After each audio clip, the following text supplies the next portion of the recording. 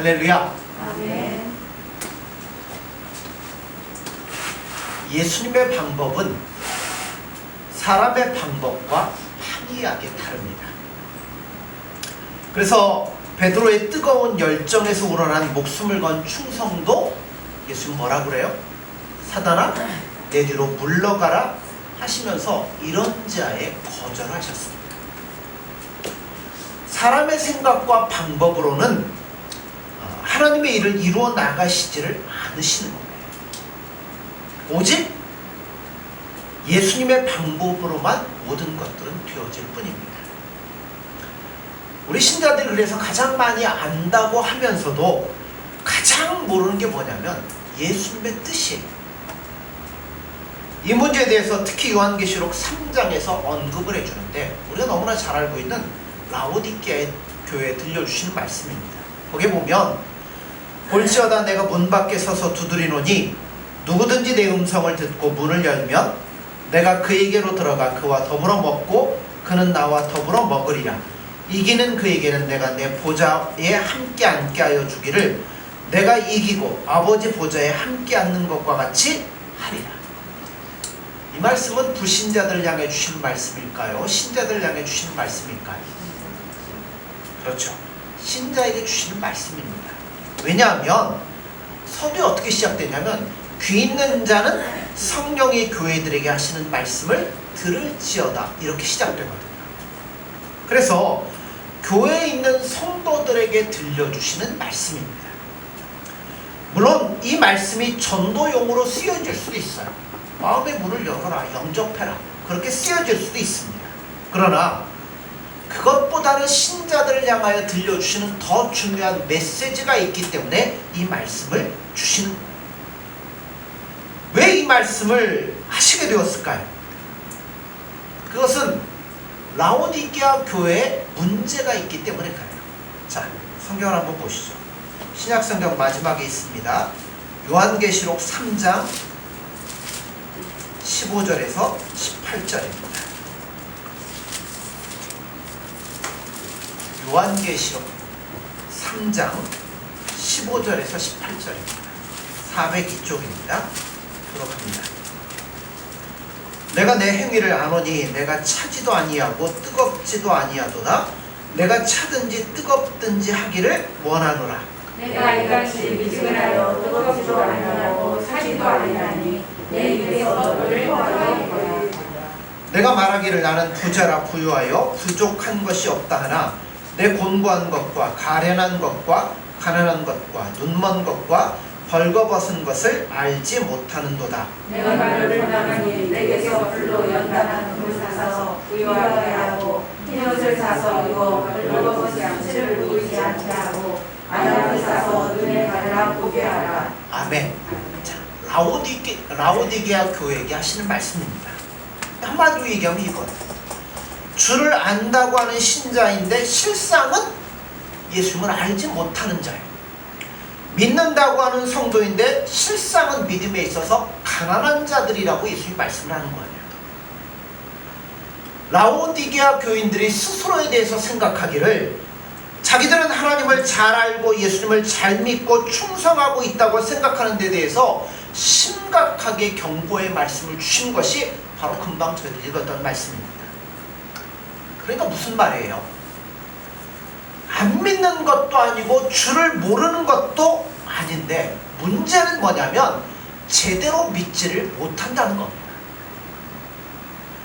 제대로 믿지 못하면 뭘 놓치게 되냐면 무엇이 중요한지를 놓치게 돼요. 핵심을 놓치게 돼요.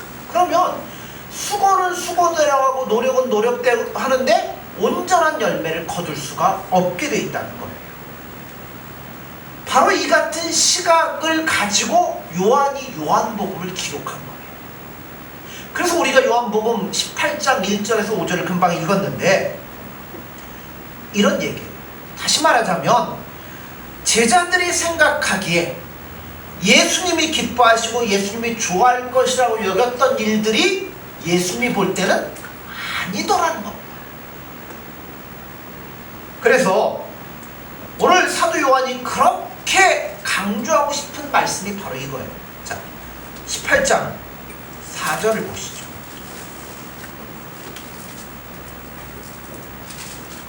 4절에 보면 예수께서 뭐 할 일을? 당할 그 당할 일을 다 아셨다고 했어요. 그 당할 일을 다 아시고 이 십자가의 길을 걸으셨다는 사실인데요. 당할 일이 뭐예요? 십자가에서 죽으시네. 우리는 말로 쉽게 얘기할 수 있는데 쉬운 이야기가 아니에요. 왜 주님이 당할 일을 걸으셔야만 됐을까요? 예, 이게 신자가 풀어야 될 가장 중요한 신앙의 열쇠 중에 하나입니다. 히브리서 5장을 가볼까요? 신약성경 히브리서 5장 357쪽, 신약성경 357쪽 히브리서 5장 7절에서 10절입니다. 교독합니다. 그는 육체에 계실 때 자기를 죽음에서 능히 구원하실 이에게 심한 통곡과 눈물로 간구와 소원을 올렸고 그의 경건하심으로 말미암아 들으심을 얻었느니라. 그가 아들을 주시면서 가르치신 모양을 순종하라고 배워서 온전하게 되셨은즉 자기에게 순종하는 모든 자에게 영원한 구원의 근원이 되시고 하나님의 멜기세덱의 반차를 따른 대제사장이라 칭하심을 받으셨느니라. 아멘. 자, 여기 보면 그가 아들이시라도 받으신 고난으로 순종함을 배워서 온전하게 되었다는 말씀이 히브리서에 있습니다. 쉬운 말씀은 아니에요. 이 말씀이 예수님에게 어떤 부족한 부분이 있고 결함이 있었다는 이야기가 아니에요. 예수님은 그런 분이 아니죠. 그런데 히브리서를 보면 표현은 그렇게 돼 있어요. 마치 그가 아들이시라도 고난으로 순종함을 배워서 온전하게 되었다는 이 말씀이 마치 예수님에게 결함이 있고 부족함이 있는데 그 결함이 십자가의 고난을 통하여서 온전하게 되어진 것처럼 표현은 그렇게 되어 있어요. 그러나 이것은 그런 표현이 아닙니다. 오히려 이것은 예수님의 대제사장 직무에 대한 표현이에요. 자, 히브리서 5장 피고 계시죠? 자, 1절에서 3절입니다. 교독합니다. 대제사장마다 사람 가운데서 택한 자이므로 하나님께 속한 일에 사람을 위하여 예물과 속죄하는 제사를 드리게 하나니 그가 무식하고 미혹된 자를 능히 농락할 수 있는 것은 자기도 연약에 입사하였습니다. 같이 봅니다. 그러므로 백성을 위하여 속죄제를 드림과 같이 또한 자신을 위하여도 드리는 것이 마땅하니라. 제사장과 그가 하고 있는 사역에 관한 설명입니다. 제사장이 백성의 죄를 대신하여 속죄하는 것과 같이 예수님도 결함이 없으시지만 우리의 죄를 대속하는 그 대제사장직에 순종하러 오셨기 때문에 고난으로 이 일에 순종하셨다는 말씀이 바로 이 말씀이에요. 그래서 우리를 구원하는 대속의 사역을 완성을 시키시는 겁니다. 여기 아주 큰 비밀이 있는데요.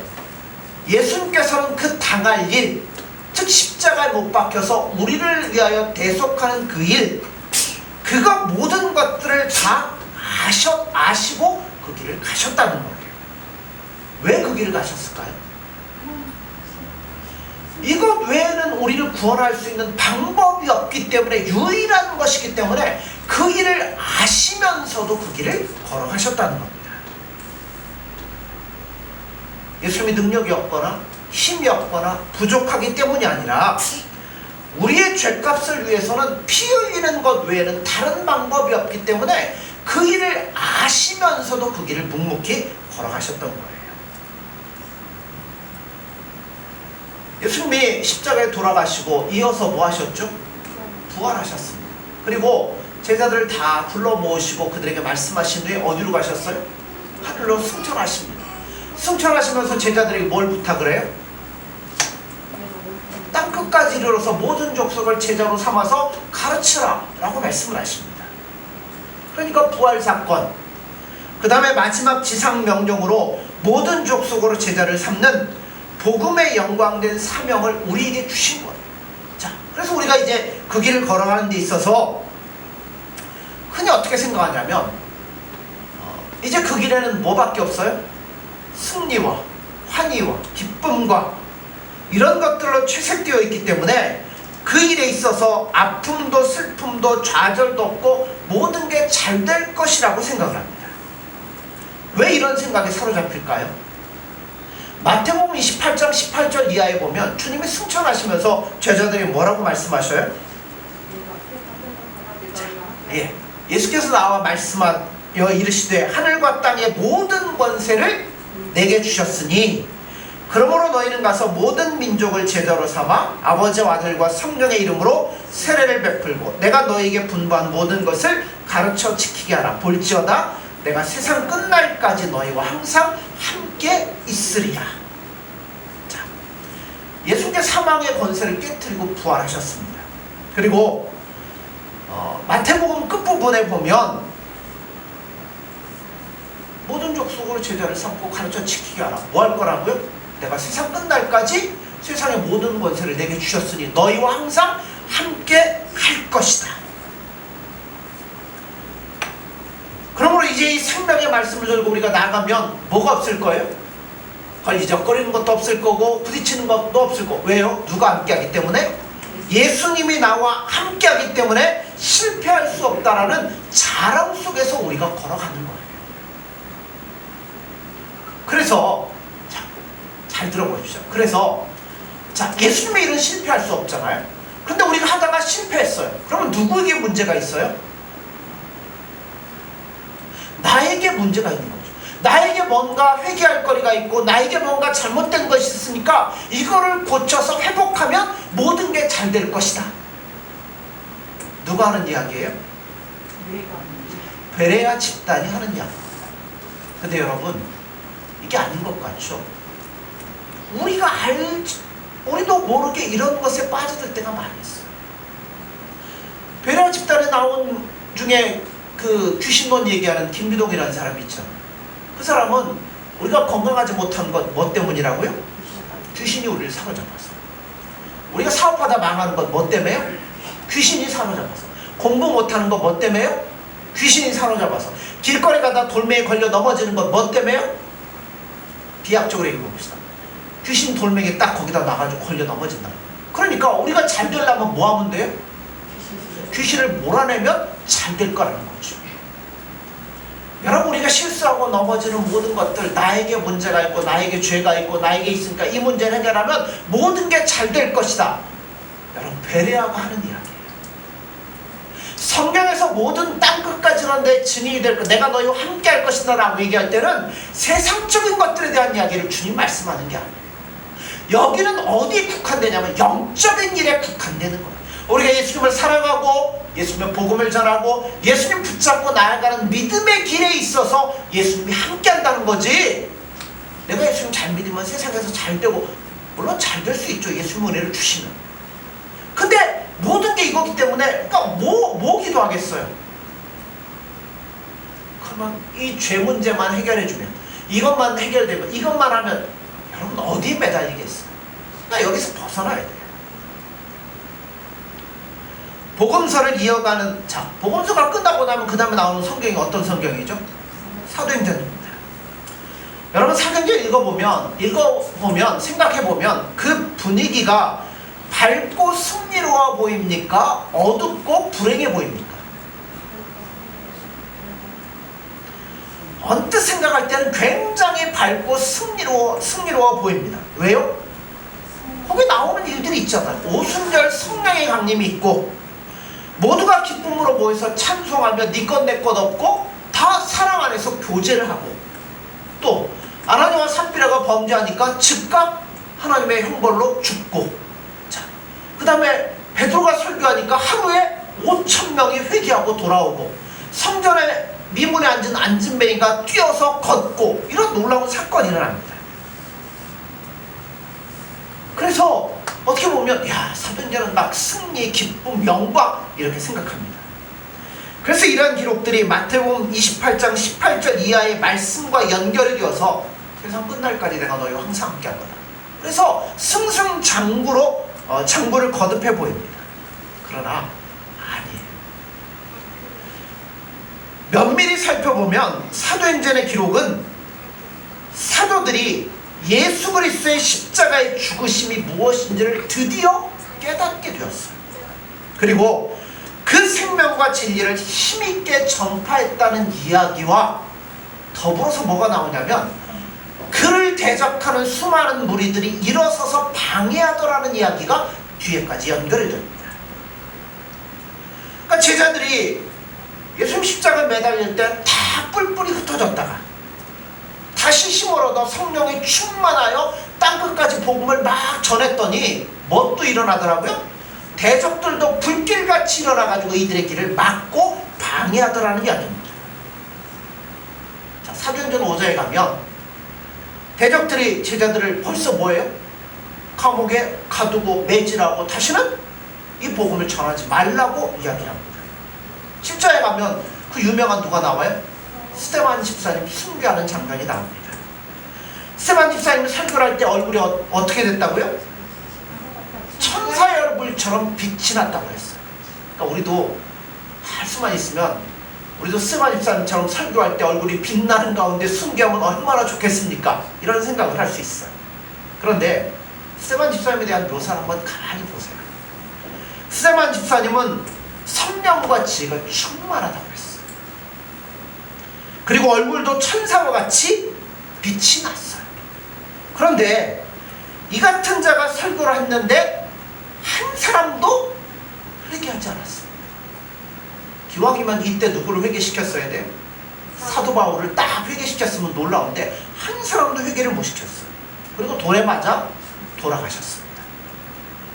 그의 설교로 바울이 회개하지 않습니다. 사도행전은 절대로 승리의 연속으로만 이루어지는 게 아닙니다. 오히려 8장에 가면 큰 핍박 때문에 성도들이 다 뭐예요? 뿔뿔이 다 흩어져 버립니다. 그래서 모든 신자들이 각처로 흩어지는데요. 빌립 집사님도 이때 어디로 가요? 하는 수 없이 사마리아로 갑니다. 가고 싶어 간 게 아니에요. 핍박 때문에 도망갑니다. 온통 고생한 이야기밖에 없어요. 그러다가 12장에 가면 야고보가 죽임을 당하게 됩니다. 베드로가 옥에 갇혔다가 하나님의 은혜로 풀려나는 사건이 있습니다. 그 다음에 드디어 누가 나오냐면 바울이 나옵니다. 바울은 가는 데마다 뭘 세워요? 교회를 세우고 많은 사람들에게 복음을 전파했어요. 바울의 전도를 받고 믿는 자들도 많았지만 방해하는 유대인들도 적지 않았습니다. 그 방해하는 사람들은요, 병도 안 걸려요. 누가 걸려요? 오히려 바울이 병에 걸렸어요. 바울은 가다가 까무러치고 거반 죽게 되는 일들이 자꾸 따르는데 원수들은 발병도 안 생기고 기세 등등하여 살기를 가지고 바울을 쫓아다니면서 방해를 합니다. 바울이 가는 데마다 쫓아와서 소란을 일으키고 방해하고 여러분 송사를 했다고 사도행전에 보면 기록이 나와요. 그래서 결국은 어떻게 돼요? 결국은 바울이 쇠고랑을 차고 갇혀서 로마로 호송되는 일이 벌어지게 됩니다. 여기 어디에 승리와 박수와 환호가 어디 있어요? 없잖아요. 왜 그럴까요? 예수님은 제가 서두에 뭐라고 그랬어요? 예수님의 방법은 우리의 방법과 다르다고 말씀드렸죠. 우리는 할 수만 있으면 좋은 게 좋은 거잖아요. 기왕이면 다운치마. 그러니까 기왕이면 예수 믿고 믿음도 좋고 뭐 모든 일도 잘 돼가지고 하나님의 영광을 드릴 것 같은데 예수님의 방법은 우리의 방법과 다르다는 걸 늘 생각을 하셔야 돼요. 그러니까 여러분 신앙생활 하면서 예수님께 뭘 기도하십니까? 한번 생각해 봐야 될 문제예요. 참으로 중요한 질문이 아닐 수 없습니다. 그래서 사도 요한은 이 문제에 대해서 기록하기를 예수님 뭐 하셨다고요? 내 앞에 어떤 일이 있을지를 다 아시고 그 길을 가셨다는 거예요. 디모데후서 2장으로 가면 사도 바울이 이 부분에 대해서 잘 설명을 하고 있습니다. 디모데후서 2장 9절에 보면 복음으로 말미암아 내가 죄인과 같이 매이는 데까지 고난을 받았으나 하나님의 말씀은 매이지 아니하니라. 예수님께서 사람들의 마음을 사로잡아 내시는 방법으로 우리가 생각하는 것처럼 그렇게 승리적이고 뭐 영광을 나타내고 그러한 방법을 잘 쓰시질 않습니다. 오히려 어떤 방법을 쓰시냐면 붙잡혀 다니는 방법을 쓰십니다. 이걸 누가 잘 알았냐면 바울이 잘 알았어요. 그래서 바울이 뭐라고 하냐면 그러니까 복음을 전하는 데 있어서 승리하고 영광이 아니라 늘 붙잡혀 다니고 매맞고 갇히고 이런다는 거죠. 그러면서 바울이 하는 얘기가 뭐예요? 그렇게 해서 나를 가두고 나를 맬 수는 있을지 몰라도 뭐는요? 복음은, 말씀은 맬 수 없다는 것을 바울이 분명히 우리에게 말씀해주고 있는 거예요. 디모데전서 1장으로 가면 이것을 더 구체적으로 설명하는 부분이 나와요. 거기에 보면 밑보다 모든 사람이 받을 만한 이 말이요 그리스도 예수께서 죄인을 구원하시려고 세상에 임하셨다 하였도다. 죄인 중에 내가 괴수니라. 무슨 말이에요? 예수님은 죄인을 구하러 오셨지 의인을 구하러 오신 게 아니라는 겁니다. 그러므로 뭐가 은혜냐면 예수님 뭐 구원하러 오셨다고요? 죄인. 그래서 스스로 내가 죄인이라는 깨닫는 것이 은혜예요. 바울은 처음에 자기가 뭔 줄 알았어요? 의인인 줄 알았어요. 그래서 뭐하고 다녔어요?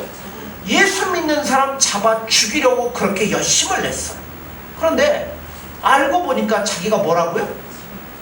죄인이더라는 겁니다. 그것도 죄인 중에 괴수죠.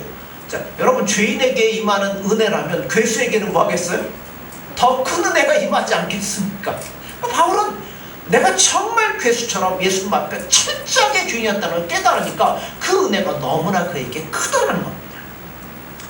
디모데전서 1장 6절에 보면 16절에 보면 그러나 내가 긍휼을 입은 까닭은 예수 그리스도께서 내게 먼저 일체 오래 참으심을 보이사 후에 주를 믿어 영생 얻는 자들에게 본이 되게 하려 하심이라.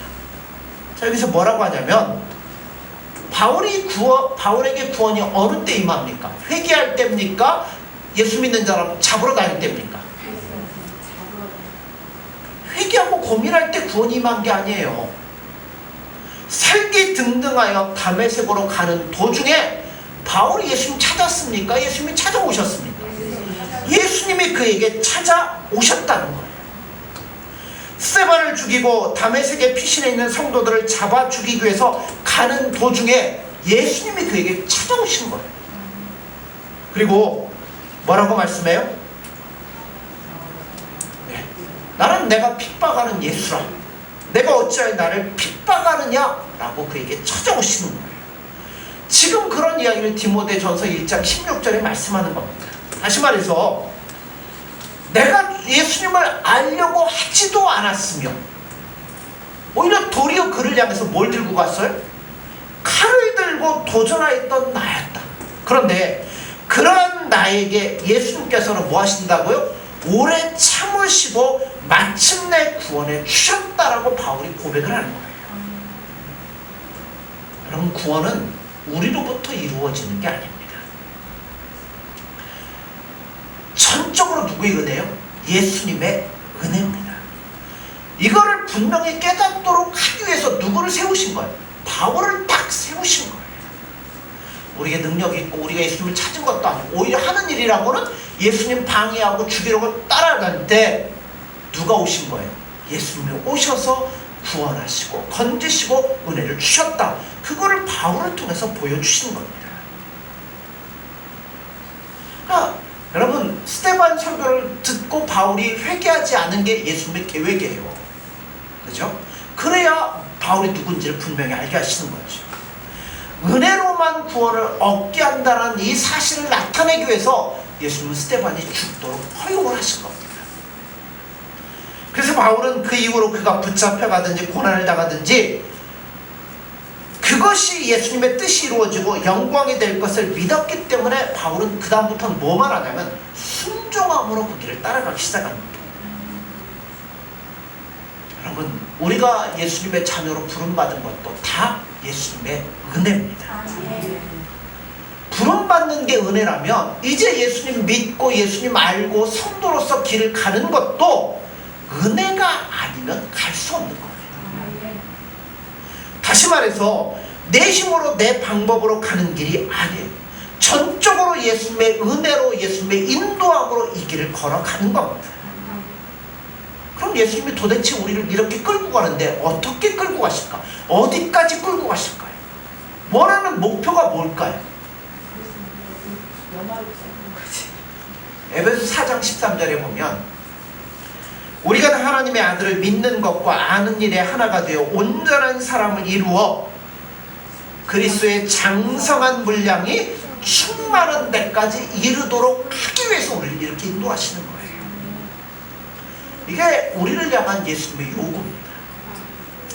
그리스도의 장성한 분량에 충만한 데까지 이르는 것이 성경이 목표하는 거예요. 그러니까 이거를 위해서 우리를 어디로 모신 거예요? 교회로 모신 거예요. 교회는 우리 눈에 보이는 이거 얘기하는 게 아니라고 말씀드렸잖아요. 이건 유형교회고 성경에서 말하는 교회는 무형교회예요. 예수님을 머리로 하여 몸된 지체가 우리들이 모여서 이루고 있는 공동체를 이야기하는 거예요. 그러므로 여러분 믿음 좋다고 하면서 혼자 있는 거는 옳은 게 아니에요. 서로 간에 부대껴 가면서 깎아져 가면서 낮아져 가면서 여러분 우리가 주님 안에서 하나가 되어 완성되어져 가는 거예요. 그래서 이 교회를 통해서 우리가 자라기를 원하시는 겁니다. 자, 에베소 한번 볼까요? 에베소서 4장 14절에서 16절입니다. 314쪽 신약성경 314쪽 에베소서 4장 14절에서 16절입니다.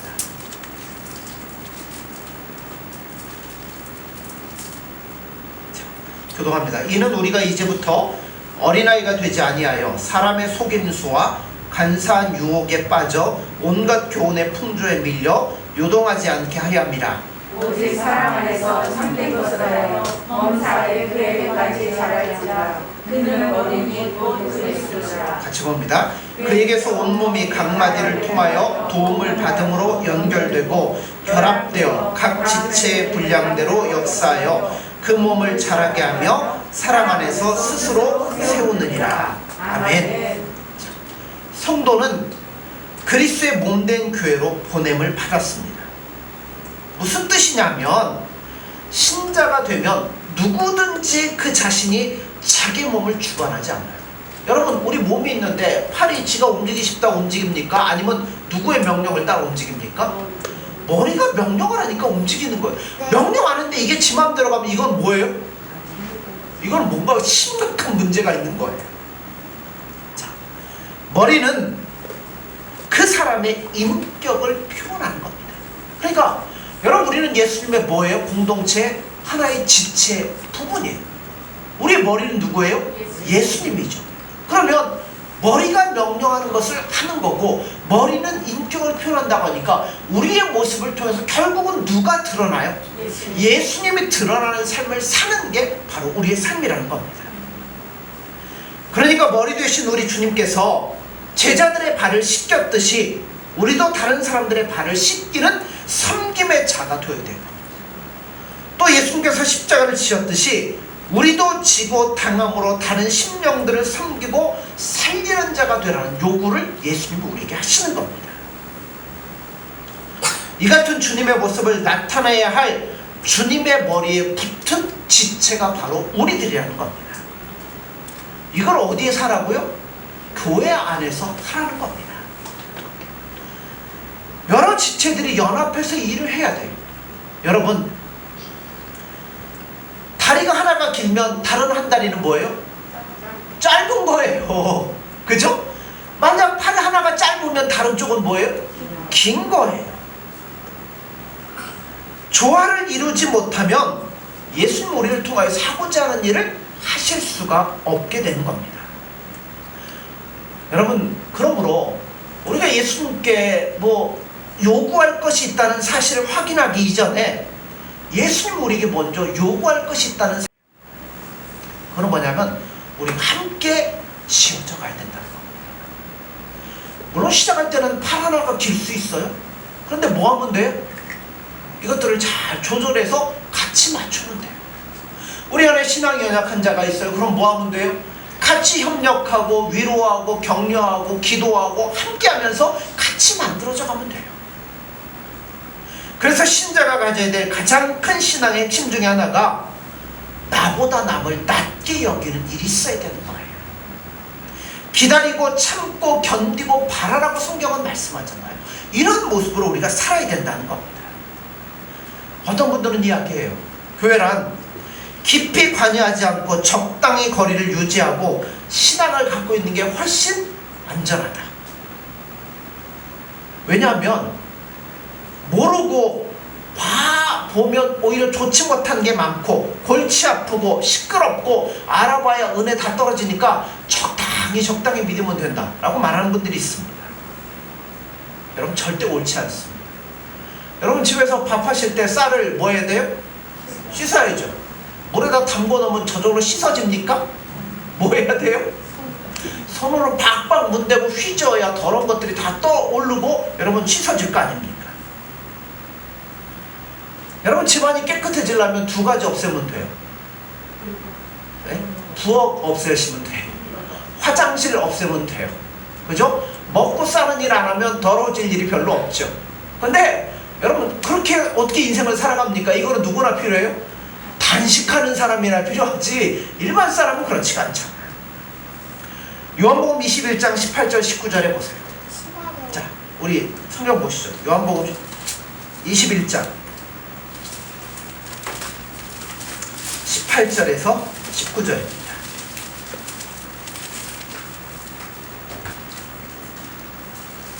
교독합니다. 내가 진실로 내게 이르노니 내가 젊어서는 스스로 띠뛰고 원하는 곳으로 다녔거니와 늙어서는 내 팔을 벌리리니 남이 내게서 띠띠우고 원하지 아니하는 곳으로 데려가리라.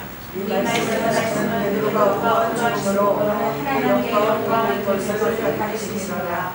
이 말씀을 하시고 베드로에게 이르시되 나를 따르라 하시니. 예. 여러분 요한복음은 다른 복음서와 끝이 제가 다르다고 지난주에 말씀드렸죠. 다른 복음서는 뭐 마태복음은 세상 끝날까지 너희와 항상 함께 할 것이다. 뭐 또 다른 복음서에 보면 너희가 무슨 독을 마실지라도 해를 받지 아니하고 이기고 승리하고 땅끝까지 이르러 모든 것을 가지고 가라. 뭐 이런 식으로 기록이 되지만 요한복음 끝에서는 조금 달라요. 어떻게 다르냐면 젊어서는 네가 가고 싶은 대로 갔을지 모르지만 이제는 가고 싶지 않은데 가고 싶지 않을 때도 갈 수밖에 없을 것이다. 왜요? 예수님이 그렇게 끌고 갈 것이기 때문에. 이제는 베드로가 내가 주를 위하여 힘을 가졌다라고 했지만 예수님 뭐라고 그랬다고요? 사단아 내 뒤로 물러가라 라고 말씀했어요. 그러나 주님의 부활 이후에 베드로가 모른다고 3번 부인했는데 예수님이 뭐 하셔요? 찾아가서 야 네가 나 사랑하느냐? 3번씩이나 확인하시면서 힘을 주시잖아요. 회복을 시키잖아요. 그리고서 사도권을 회복하고 난 이후에 베드로가 드디어 깨닫기 시작했어요. 이제는 그전엔 누가 있어요? 내가 있잖아요. 주님 결코 일어날 수 없습니다. 근데 이제는 뭐 한다고요? 이제는 내가 하는 게 아니라 예수님이 하시는 겁니다. 그러니까 베드로가 뭐만 하면 돼요? 순종하며 따라가기만 하면 된다는 거예요. 예수님이 시키는 대로. 이게 최고의 지혜요 최고의 축복임을 베드로가 깨닫기 시작했다는 겁니다. 여러분 우리도 마찬가지. 아무리 인간의 눈으로 보기 이해가 잘 되지 않는다 손 치더라도 예수님의 방법은 우리와 다르다고 했잖아요. 그것이 예수님의 지혜요 예수님의 권세라는 사실을 믿고 그 앞에 온전히 항복하여 기다리는 자세를 갖춰야 된다는 거예요. 지금은 이해가 안 되더라도 시간이 지나고 나면 이게 제일 옳은 것이구나 깨달을 날이 분명히 여러분의 인생 가운데 찾아오신다는 겁니다. 그러므로 이제 내 힘으로 살려고 여러분 하지 마십시오. 내 힘으로는 아무것도 이룰 수 없다는 이것을 모든 사도들은 수많은 시행착오를 통해서 겪고 경험하고 깨달았죠. 우리는 딱 이제는 보면 되잖아요. 베드로 이렇게 지 맘대로 하려고 하다가 실수하네. 우리도 이렇게 하면 안 되겠구나. 이제는 예수님이 간섭하시는 대로 살아갈 수 있는 저와 여러분들이 되시기를 바랍니다. 그게 믿음이에요. 예수님은 예수님의 피가 아니면, 예수님의 죽으심이 아니면 안 되는 일, 그 일을 아시면서도 우리를 구원하시기 위해 이 땅에 오셨잖아요. 그리고 우리에게 머리가 되셔서 우리에게 요구하신 것이 있잖아요. 우리를 통하여서 예수님의 그리스도의 장성한 분량이 충만한 데까지 이르러서 예수님의 인격을 나타내고 예수님의 사랑을 나타내고 예수님이 누구인지를 나타내기를 원하시잖아요. 여러분, 그 길을 따라갈 때는 우리의 지혜, 우리의 생각이 아니에요. 그거 갖고는 못 가요. 가봐야 누구처럼 해요? 베드로처럼 밖에는 안 되는 거예요. 그러므로 이제는 모든 것들을 다 내려놓고 예수님의 지혜를 의지하십시오. 예수님의 뜻을 의지하십시오. 그리고 믿음으로 나아가면 주님이 우리와 함께 할 겁니다. 그 길에는 형통함이 있을 거예요. 주님이 인격이 드러나고 주님이 나타나고 주님이 증거되어지고 주님이 땅끝까지 일어나는 일에 예수님이 날마다 우리와 함께 하시리라 믿습니다. 그러므로 이러한 삶을 능력 있게 사셔서 우리 주님 앞에 영광 돌릴 수 있는 저와 여러분들이 되어지기를 간절히 소원합니다. 기도하겠습니다.